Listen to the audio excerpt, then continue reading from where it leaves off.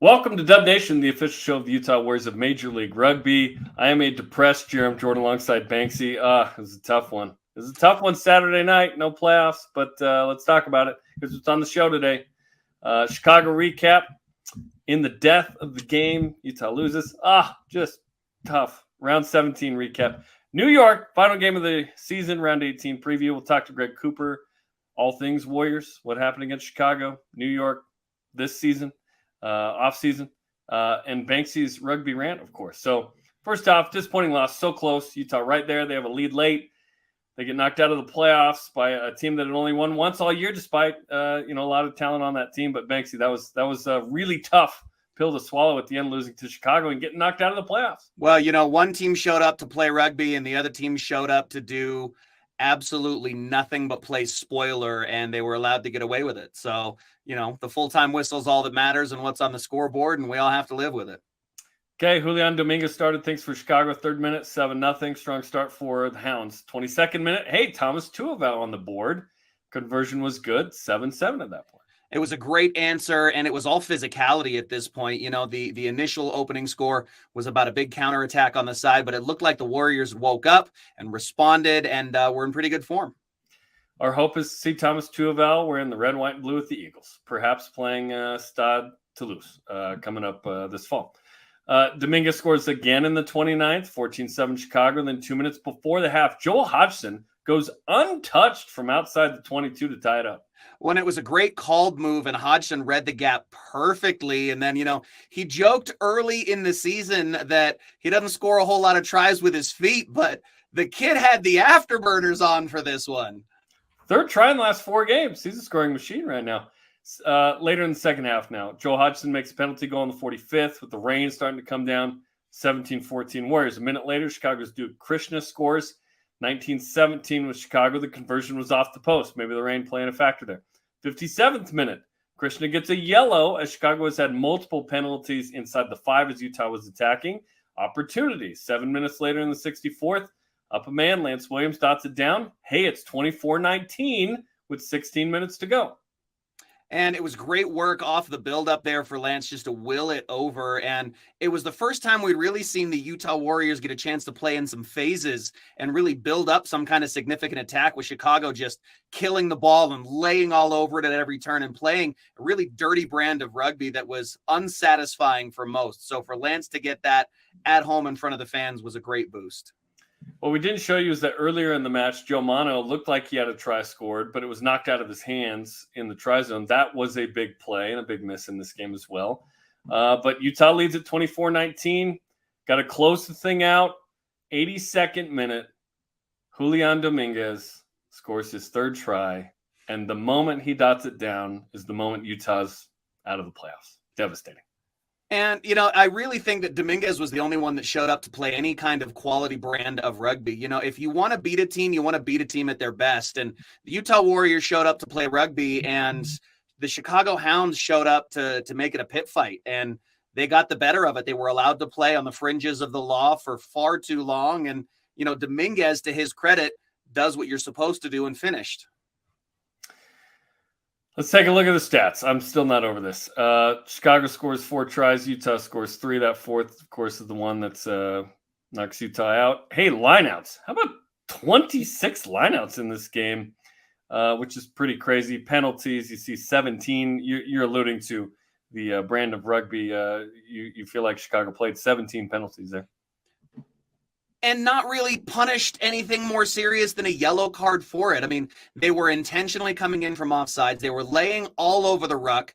The failures to break down the game to its most basic level and officiate it at that level really drug the level of rugby down to this, and I said on the game with Paul Lasike on the radio broadcast, at what point does a team commit repeated infractions inside the 5 where Krishnan got the only yellow card off of it?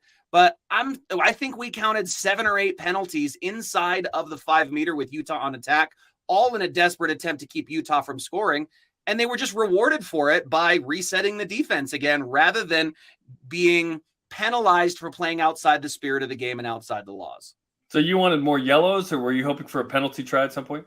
At least either one. Give me either one, because when you have players coming in from an offside position and intentionally knocking the ball out of a scrum half's hands, that's a personal infraction that is intentional to stop an attack from coming. You could merit a penalty try in that situation or a yellow card. Krishnan was the only one that was penalized for bringing down the maul and the yellow card, and there was no other recourse for any other Chicago player who committed an infraction throughout the entire game, barring just the whistle and the advantage. It's why Utah had 26 lineouts in this, because Hodgson was basically kicking at the 5-meter line and they were restarting to go again, only for Chicago to give up another penalty. So take the penalty, but not the score is the point there. And I think that's so far outside the spirit of the game that, Chicago were allowed to get away with it.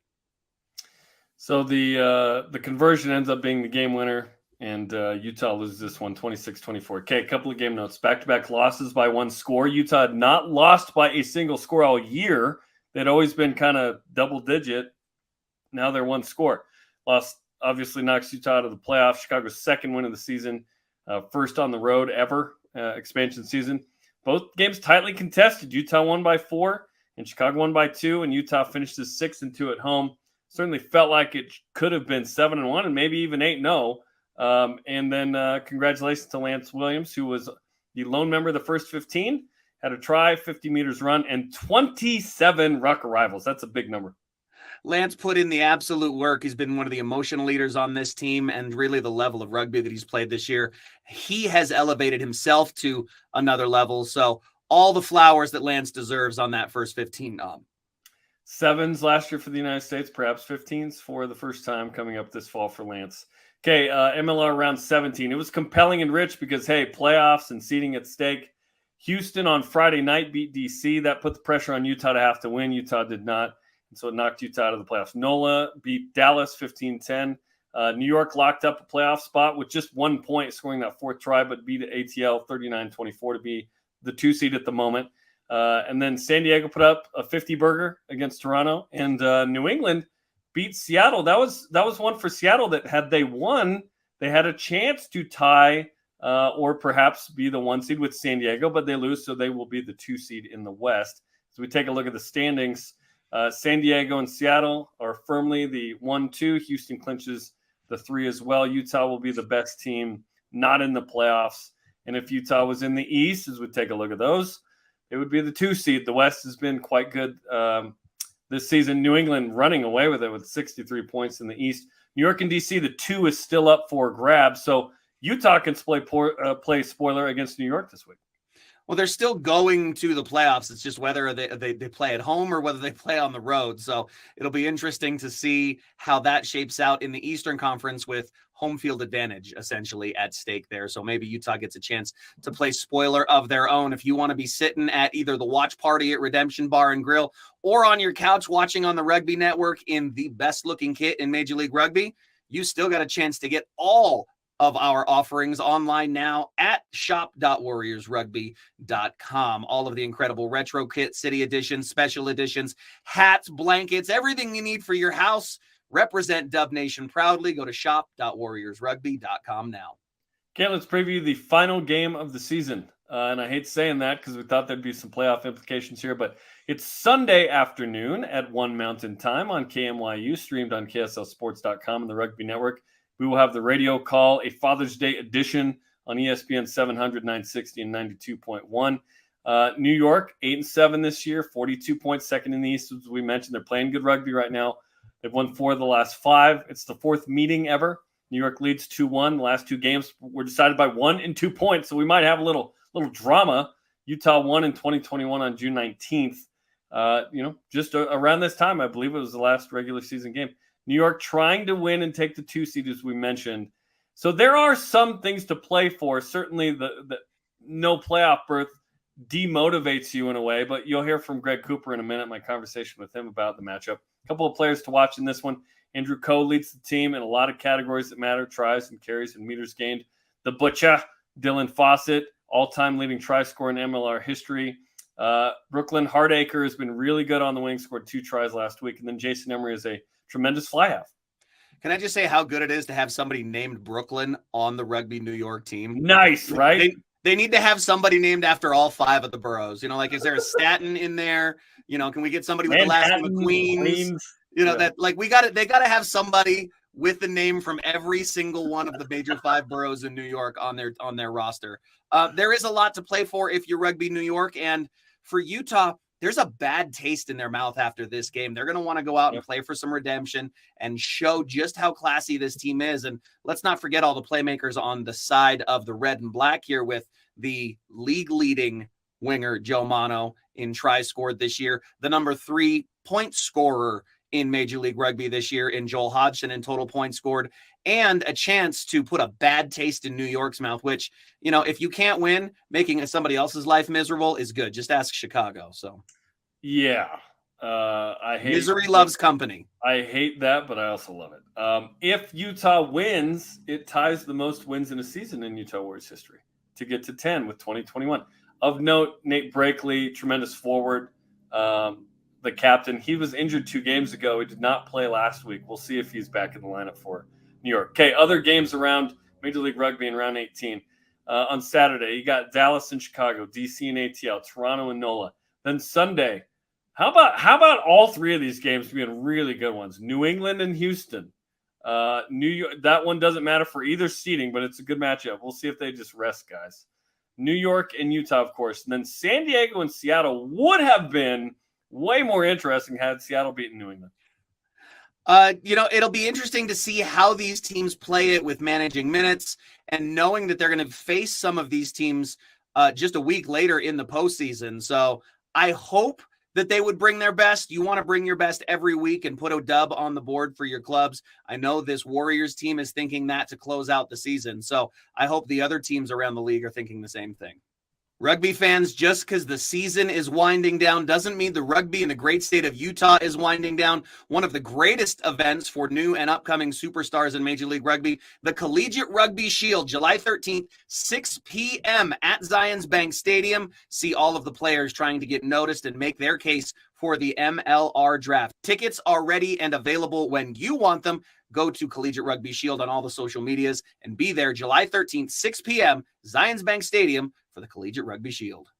Be there in the stadium. If you can't be there, watch it on FS1. Some great exposure for the Premier College Rugby All-Star Game coming up this summer. And hey, we are under a month from that. Let's go, baby. Well, certainly Utah trying to find some motivation and reasons to show up and play well on Saturday. They've got some stuff to play for still, and it's been a good season despite not making the playoffs.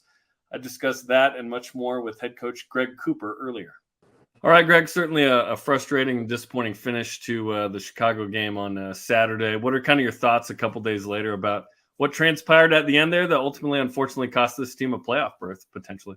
Yeah, disappointing, Jarom, because we I don't know. We didn't necessarily go out there to get the 4 points. The 4 tries to get the 5 points. I mean, that was obviously we wanted to play well, and if we played well, that would happen.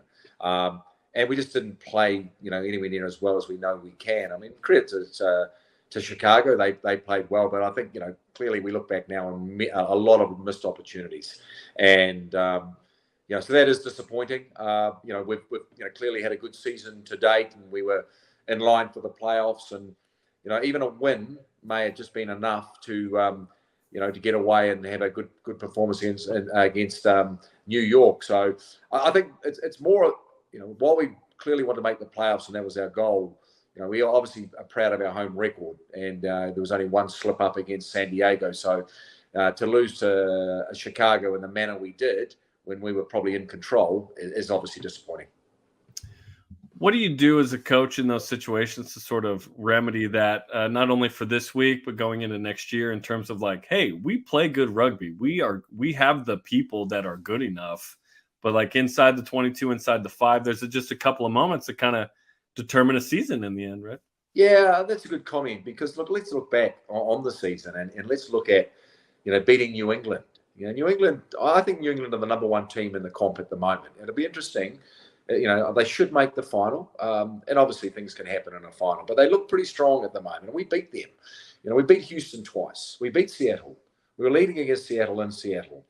We probably should have beaten San Diego here, and we went that far off the mark in round 1. So, there's clearly a significant growth and development in this team, but we haven't. And if you have a look at the season, we haven't learned to be able to put the foot on the throat and leave the foot on the throat.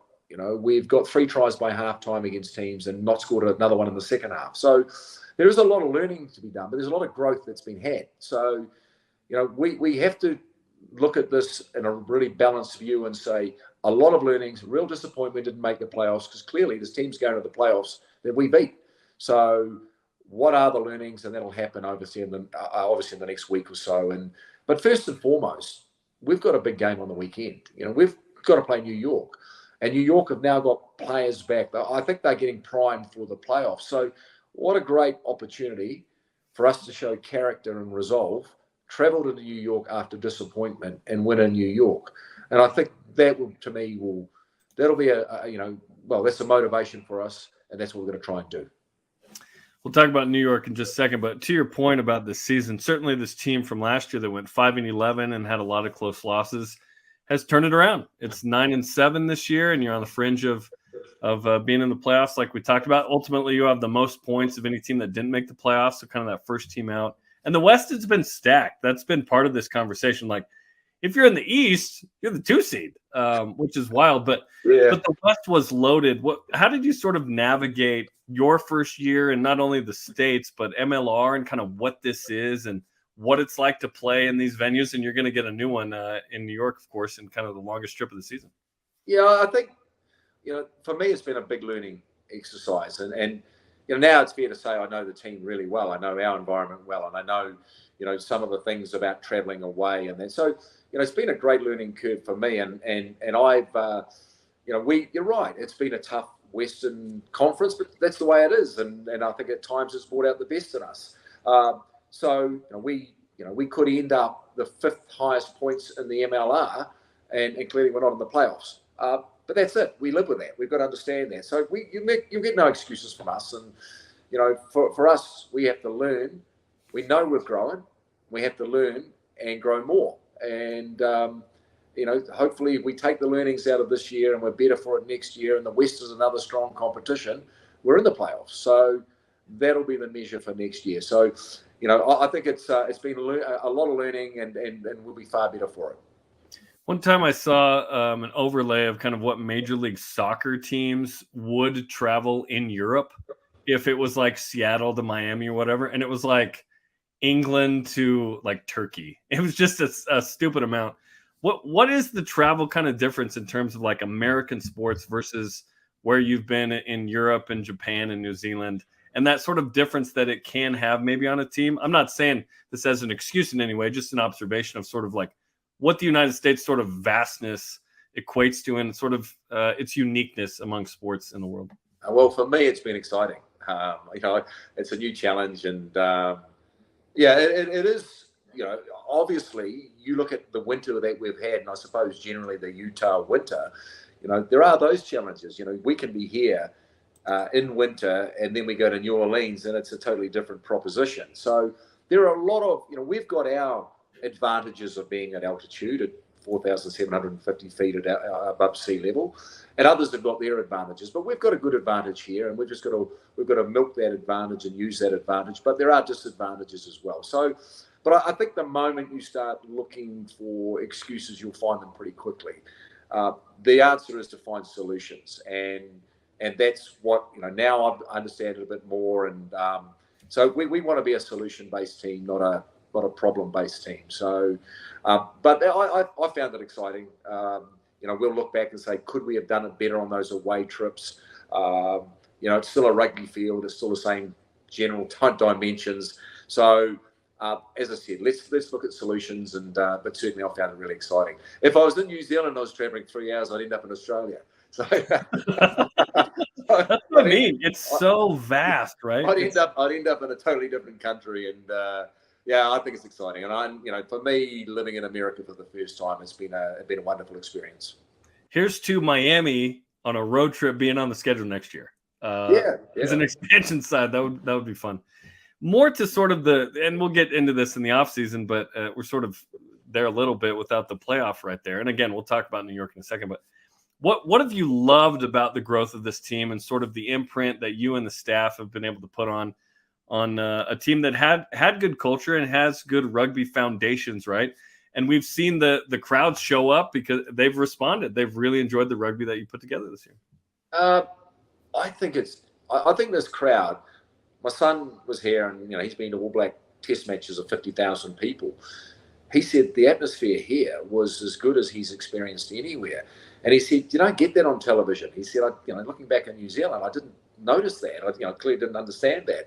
So the crowd they're phenomenal. Caught up with a supporter today, and he just said, he said the crowd went away on Saturday, and the majority of them were obviously disappointed that we didn't win. But he said it's created a hunger, and they want to come back, and I think that's wonderful. So that, to me, seeing the crowd week in, week out, I think we went record crowd. We just kept doing it, and that's a credit to the organisation.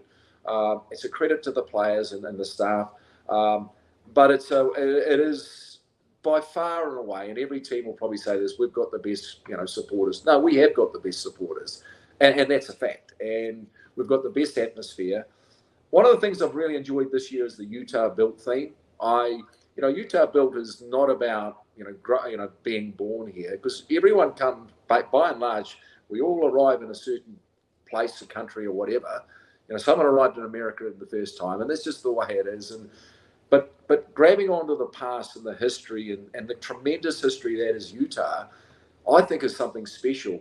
Angus McClellan spoke to the boys today on what it meant to him to be Utah Built. Now, I think he's the highest capped MLR player. And he spoke, and I honestly, it'd be one of the most incredible speeches that I've heard from a player, talking to the players, preparing them for the New York game. And it was about Utah Built, and he personifies that. So the Utah Built theme to me, and me understanding more about the history here, and me now being a part of that history, it's a pretty special thing.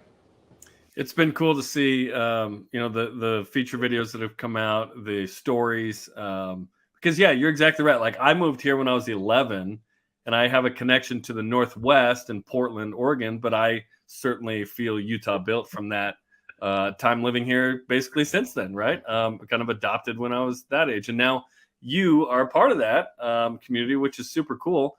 And guys like Angus, who, no one's played more MLR games than Angus McClellan. He and Dylan Fawcett, who will face off this week with New York, which will be awesome. Well, and you're, for me, I am a part of the history. Wherever I've been, I'm a part of that history, and it's important to me. And I've said it before, that I contribute to the present to make the history a better history. So a better present, a better history. So, yeah, it is. It's a unique place. It's a special place, and I'm really proud of the fact that I represent the state. Okay, let's talk about New York. This is a team that is playing for points because they want to lock up the 2 seed in the East and host a home game. Utah out of the playoff hunt, but like you said, trying to stay motivated and go get a win. That'd be a really good win. Utah has won there before, and it was by 1 point a couple of years ago. So, what's the conversation been like with the group this week as you try and get them motivated for, yes, a game that doesn't matter in the playoff hunt, but certainly you could finish and win a 10th time, which would tie the most wins in a season in Utah history. Yeah, and I think that's really important. It isn't about the physical preparation; it's about the mental preparation. Because first you've got to heal, and we need to heal. We wanted to be in those playoffs, and we worked very hard to be in those playoffs, and we're not there. So we've got to heal first. So it won't be about physical. If we're not fit enough now, if we're not skillful enough now, it's just about motivation, and the motivation is building, and that's fantastic. We're only a few days after, a significant disappointment. And I think New York's had a lot of this year. They're now getting back to full strength. They would have had a lot of confidence out of the last game, and yes, they want to tie up number 2 spot. So we're up against a very good side, a motivated side, a side that is totally different to where they were about 8 weeks ago, and a side that happens to feature my daughter's partner, Pungo Haine. So there's a lot of There's a lot of rivalry going. She was at the game here on the weekend wearing a Utah Warriors cap. So I don't imagine she'll be wearing that this week, but it's a bit awkward. Dad's on one side, her partner's on the other side. I did not realize that. So, yeah, that's interesting. The starting 8-man, at least from last week, and the USA Eagle, which is cool in 7th. Who besides Pago sticks out from New York? And you mentioned they're getting a few guys back. They've got a talented squad on that other side, and Brooklyn Hardaker is back in it, and he scored twice last week. Yeah, look, Brendan O'Connor has been out for most of the season. He's now starting again. I see Nick May, he's back as well, and he was on the bench. They've got Jack Hyten there at 10. He came off the bench, and I think he's been critical to them. So he's potentially starting against us. So they've got a good side. Jason Emery plays well for them. Cole at fullback, so I think he's a massive amount of meters run. So Ed Fido on the wing. So they're a good side. They're a really, really good side. And Tay Wharton plays in the midfield for them. Tay he's a former Highlander. He plays really well. So a lot of you mentioned Dylan Fawcett. What a fantastic career that guy's had. Mm-hmm. There's a lot of really good players on that side. And look, there's friends on both sides, and that's a great thing about rugby. So we're going in there to do battle. We're going there to do our best. We're going there to try and get a win. And if we have a win, it is 10 wins out of the season. At the start of the year, if someone had said 10 wins, I think I would have thought, oh, that's a playoff. It's not. But 10 wins would be a significant factor, and to beat New York in New York. That'd be big time. And the Butcher is Dylan Fawcett's nickname. That's one of the best nicknames in sports. That's like legit. Yeah, Shawnee Davies was telling me. I think they're good mates. I mean, Shawnee's mates with everyone out. He knows everybody. Yeah, he knows everybody. He's always catching up. But I know Shawnee and Dylan are good mates. So that's what I like about rugby, and I suppose sport in general. We jump on a plane over here in Utah, and we end up in New York, and you do battle on the field, and you catch up with the coaches, and you catch up with. I've got people in their staff that I know, and we're friends, and we just go to battle, and then that's it. It'll be fun, man. A lot of Kiwi influence, as you mentioned. But, we appreciate the time, and I'm sure we'll catch up in the off season and banquets and whatnot. But for now, go beat New York, and have a great Sunday afternoon and safe travels. Yeah, thanks, Jared. Really appreciate it. Good stuff from Greg, as always. We appreciate his time. And yeah, if they can go get a win against New York, I think that 10th win matters. Obviously, you wanted to make the playoffs. You're disappointed. But playing sport a little bit, and 10 wins is nothing to be ashamed of. 9 wins is good. But if you can tie the most in team history, I think that's awesome. It's been a record-setting season on a lot of accounts. So 10 wins, definitely a statement this Warriors team wants to make. Looking forward to seeing how the boys go. There is more rugby to be played in the great state of Utah after Major League Rugby ends, and this is massive. As part of the Rugby Alliance, one of the most decorated and storied clubs in all of World Rugby, with Stade Toulousain, comes to Utah to face off against the USA men's national team and the Eagles, with hopefully lots of our Utah Warriors featuring in there. 6 players on the Utah Warriors roster eligible and available for this match. So incredible scenes. Go to therugbyalliance.com or warriorsrugby.com and get all the information and your tickets now for Stade Toulousain, USA Eagles, America First Field, coming up in September. This is going to be awesome. There's going to be some fun games that the United States is going to play in. Obviously, didn't make the World Cup. That was disappointing. But, hey, you can see the Eagles and one of the best clubs in the world with the Rugby Alliance hitting home here, which is going to be awesome. Okay, it's time now for Banksy's Rugby Rant. The key word for me right now as we head down to the last week of the season is more. I want more rugby in North America. I want more wins for these Utah Warriors. I want more accountability for all of the referees in this league. I want more pay for our different players and superstars. I want more stories in the mainstream media about our sport. I want more with the World Cup coming. I want more rugby in Utah with Stade Toulousain and the USA Eagles. I want more players coming to our sport and being excited about getting drafted and showcasing in the college rugby shield. I want more kids involved in our junior Warriors rugby program with our very own Ashley Solo. And I want more rugby. We start at the beginning of the year and we think, man, 18 weeks is such a long season. I'm ready for 18 more weeks. So give me all the rugby you can handle. Utah is the epicenter for all things rugby in North America, and we are proving it once again, not just with the Warriors season, but with the Collegiate Rugby Shield, our Junior Warriors and Pathways program setting the standard, and of course, Stade Toulousain coming to town in September. He doesn't want less. He wants more. Did I say more enough? I could go, Liv Moss. I could go for more rugby. I'm disappointed that this is the last game coming up on Sunday, but we'll have you throughout the offseason as well. We'll recap the season next week. The week after that, the team banquet is coming up on the 22nd. We'll recap the awards, and then we'll start to go every other week in the offseason, but we'll give you the latest and greatest. And hey, we got the draft. We got Stade Toulousain, as you mentioned. We got the Rugby World Cup. We got Collegiate Rugby Shield. We got a lot going on in the offseason, not to mention new signings and kits and schedules and so on and so forth. Okay, that'll do it for us on this regular season finale edition. Next week, the season will be over. Sad day. Like and share this episode of Dub Nation. Follow the Utah Warriors on social media. We'll talk to you Sunday for the finale. 1 Mountain Time for Utah at New York. We'll have the radio call. You can watch it as well on KMYU, the Rugby Network, and KSLSports.com. Our thanks to the head coach, Greg Cooper. Today's show was produced by Mason Benson. For Banksy, I am Jarom. Go Warriors!